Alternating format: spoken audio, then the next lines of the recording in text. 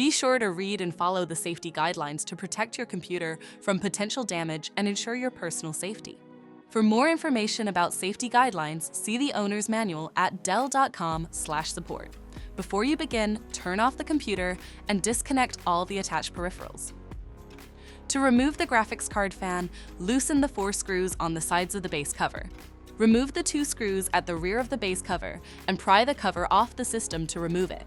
Find and unplug the battery cable. Identify the graphics card fan and disconnect the cables. Remove the 2 screws and lift the fan out of the system. To reinstall the graphics card fan, place it back in the system. Tighten the 2 screws and reconnect the cables. Plug in the battery cable.